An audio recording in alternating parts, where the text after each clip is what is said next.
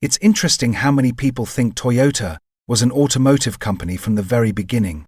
I honestly thought that too, but it really wasn't, not even close. Everything actually starts with one man who didn't dream about cars at all. His name was Sakichi Toyoda. He wasn't rich, he didn't own big factories, he didn't have connections. He was the son of a carpenter, and his whole life he watched people work hard, slowly, manually. And that bothered him. A lot. He had this obsession that things could be done smarter, simpler, without wasting human effort. So he started with textile looms. But not just any looms. His rule was simple. If something can go wrong, the machine should stop by itself. Sounds normal today, but back then it was revolutionary. His machines didn't allow mistakes to continue unnoticed. If something was wrong, everything stopped. That idea, that quality comes before everything else, later became the core of Toyota. Now here's where it gets interesting. His son, Kiichiro Toyoda, watched all of this and didn't see looms. He saw engines, he saw cars coming from abroad, and realized one thing: Japan depended on others. And that didn't sit right with him. He wanted to build something domestic, something that actually made sense for their own conditions. To be honest, the family wasn't excited about it. Cars were expensive, risky, and nobody knew if it would ever work. But Kiichiro was stubborn. He sold part of the family business, took the money, and started experimenting. The first engines?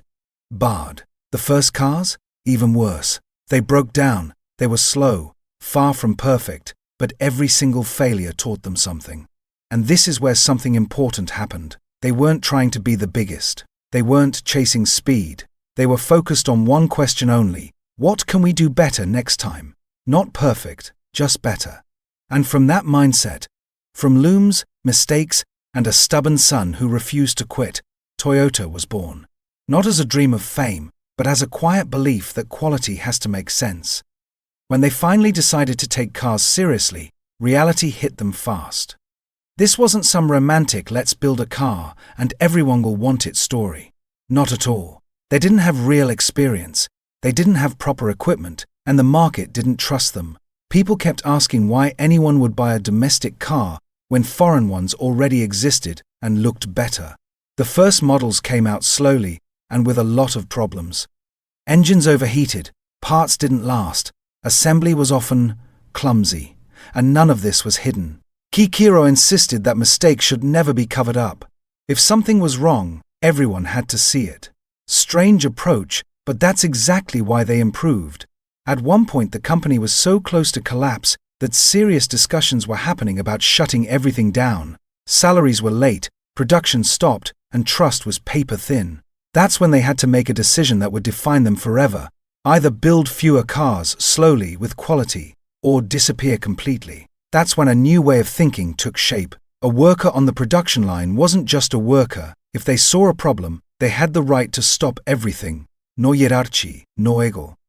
Losing time was better than letting a mistake leave the factory. Back then, it sounded insane, but it worked. While others chased numbers and volume, Toyota learned how to listen to its own failures. Every mistake wasn't shame, it was information. They weren't trying to be faster than everyone else, just more reliable. That was the moment Toyota stopped being an experiment and started becoming something real. Not perfect, not powerful, but stubbornly stable. Like someone learning how to stand on their own feet and refusing to fall the same way twice. At some point, they realized something important. They couldn't win by copying others. Bigger companies already had money, speed, and massive factories. If Toyota tried to play the same game, they would lose instantly. So instead of asking how to build more cars, they asked how to build them smarter. They started studying how the biggest manufacturers worked, especially overseas. But instead of blindly copying what they saw, they questioned everything. Why produce thousands of cars if people don't need them yet? Why store massive amounts of parts just to look busy? Why fix problems at the end instead of preventing them at the start? That's where their production philosophy truly evolved. Cars were built only when there was demand. Parts arrived exactly when they were needed. Waste of time, material, or human effort became the enemy. It wasn't about speed. It was about flow. Smooth, calm, controlled. And this mindset didn't stay in offices. It lived on the factory floor. Engineers talked to workers. Workers talked back. If something felt wrong, it probably was. No one was punished for stopping the process. In fact, they were respected for it. That kind of trust was rare, and it showed in the cars. Slowly, the vehicles started changing. They became simpler, more reliable, easier to fix. They weren't flashy, they didn't scream for attention, but they worked, day after day, and people noticed. Word spread quietly, owners talked to friends. Mechanics started recommending them, not because Toyota was cool, but because it didn't cause headaches. You turned the key, and it just ran. Without realizing it, Toyota had built something stronger than marketing: trust. And once that trust was there, it didn't matter that they were smaller or less aggressive. They had figured out something others ignored. Consistency beats hype every single time. Once their cars proved they could survive daily life without falling apart, something shifted. Toyota stopped being just a local name and started looking outward. This wasn't some loud expansion or big announcement. It was quiet, almost cautious. They knew one bad move could destroy everything they'd built. When they entered new markets, they didn't try to impress anyone. No big engines, no aggressive designs, no promises they couldn't keep. The focus stayed the same: make a car that starts every morning, doesn't drink fuel like crazy, and doesn't scare owners with repair bills. And this is where things really clicked. People didn't buy Toyota because they loved cars. They bought Toyota because they needed one. Students, families, workers, people who just wanted something that wouldn't let them down. In a world full of bold claims, Toyota felt calm. Models like the Corolla weren't exciting on paper, but that was the point. They fit into people's lives instead of demanding attention. They were easy to drive, easy to maintain, and weirdly hard to kill. The kind of car you forget about because it never causes problems. At the same time, Toyota refused to rush growth. If quality dipped, they slowed down. If a factory couldn't keep standards, production stopped. That discipline protected their reputation, while others burned theirs chasing volume. Little by little, Toyota stopped being seen as that Japanese brand and started becoming the safe choice. The brand your neighbor owned, the car your mechanic approved, the one your parents told you to buy if you didn't want trouble. Without flashy marketing or loud success stories, Toyota quietly walked into the global stage, not as the fastest or the coolest, but as the most dependable. And once people experience that kind of reliability, they rarely go back. After earning trust in the everyday market, Toyota faced a different kind of question. If they were so good at building reliable cars, could they build something more than that? Something quieter, smoother, something people actually desired, not just needed. A lot of people doubted it. Reliable usually meant boring, and boring doesn't belong in the luxury world. But instead of changing who they were, Toyota did something unexpected. They doubled down on precision. They obsessed over details most people would never notice. Door sounds, seat comfort, vibration at high speed. Things that don't show up on spec sheets. That mindset led to a bold move, creating a brand that didn't even carry the Toyota name. Lexus wasn't built to be loud or aggressive. It was built to feel effortless. The kind of car where everything just works without asking for attention. And it worked. Not because it was flashy, but because it felt thought through. Owners noticed how little stress came with it. No rattles, no drama. Just smooth, quiet confidence. It proved something important. Toyota wasn't limited by simplicity. They chose it. At the same time, their regular cars kept getting better. Safer, more efficient. Built with the same discipline that started back in those early factories. Quality wasn't a department. It was the culture. Even during tough times, when fuel prices changed and markets panicked, Toyota stayed calm. Instead of reacting emotionally, they adjusted logically. Smaller engines, better efficiency, smarter design, always a step ahead, not by force, but by preparation. By this point, Toyota wasn't just known for reliability. It was respected. Respected by engineers, trusted by families, copied by competitors.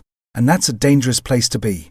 Because once you're on top, the only direction left is down if you're not careful. Success has a way of changing companies, even the disciplined ones. As Toyota grew bigger and faster than ever, cracks started to appear. Not obvious at first, but enough that people inside the company began to feel it. the pressure to expand, to lead every market, to be everywhere at once. It was new, and it was dangerous. Corners weren't supposed to be cut, but sometimes they were. Small issues slipped through. Then bigger ones.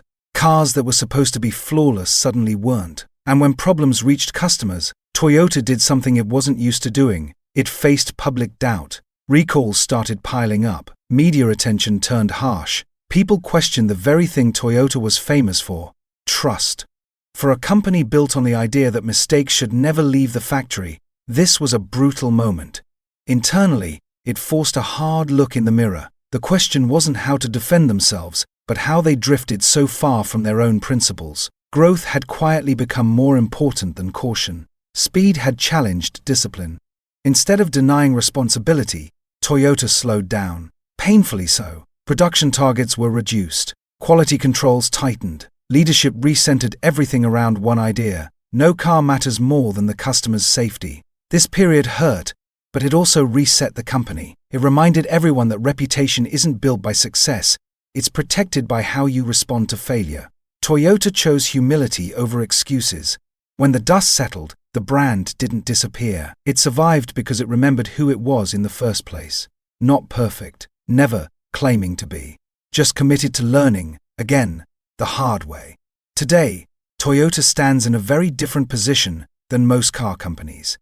Not because it's the loudest or the boldest, but because it refuses to panic. While others rush headfirst into trends, Toyota moves carefully, sometimes frustratingly slow, and that's intentional.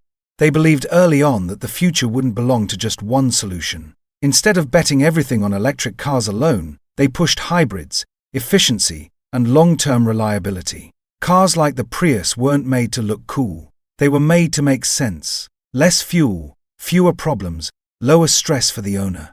That approach brought criticism. Some said Toyota was falling behind. Others said they were too conservative. But Toyota didn't change course just to look modern. They waited, tested, adjusted. Because rushing the future can be just as risky as ignoring it. What hasn't changed is their core belief. Quality isn't a feature you add later. It's the foundation. Whether it's a small city car, a family SUV, or a hybrid system, the goal stays the same. Build something people can live with for years without thinking about it. And that might be Toyota's greatest strength. Their cars don't demand attention, they blend into people's lives. They become routine. And in a world obsessed with speed and headlines, being quietly dependable is almost rebellious.